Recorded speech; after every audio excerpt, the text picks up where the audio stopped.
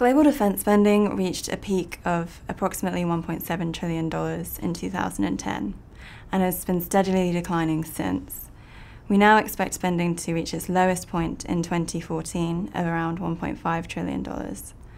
We do expect a recovery a few years afterwards, and by 2019 we expect spending to have reached its pre-recession levels. Importantly, trends of different regions vary. So we have a decline in the traditional markets of North America and Western Europe, but we are seeing growth in our new emerging markets of Asia, Asia Pacific, the Middle East and North Africa. So it's a very interesting time at the moment.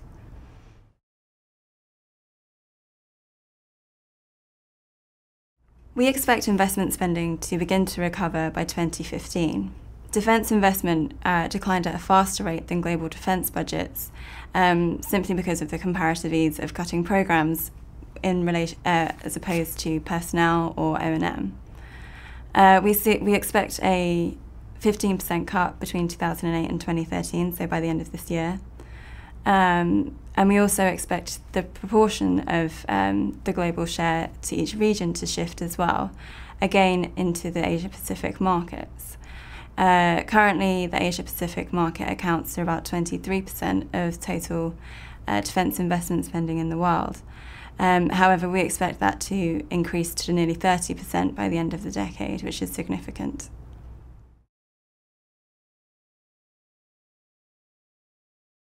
Defence spending in Western Europe is largely dominated by how the economy fares.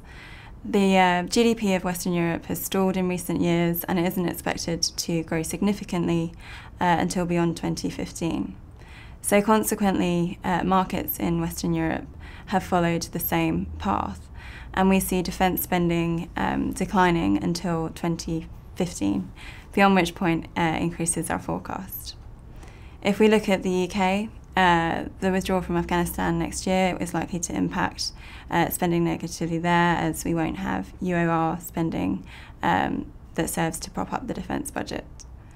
In France, we have the recent budget was released, which showed spending plans for 2014 to 2019.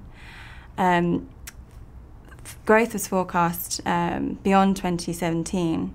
So in the next 5 years in France, we won't see much defence budget growth, and in real terms it will be a decline of about 7%.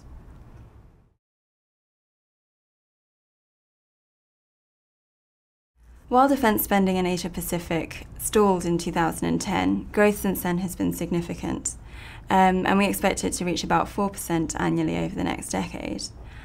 The market obviously is dominated by China, but there are other significant growth opportunities that can be found in the region. If we look at India, we expect growth there to lead it to a point where it's almost comparable with the Japanese defence budget by the end of the decade. The issue, however, is that the Indian rupee is declining in value, which does tend to distort spending and can mean that procurement as a share of the defence budget in India is higher than it would otherwise be. Australian defence spending has also increased in recent years. The government currently intends to get spending up to about 2% of GDP by 2020. That would require significant growth for a developed defence market, and that would be about 3% annually. We currently estimate that the Australian defence budget will reach about 1.7% by the end of the decade of their GDP.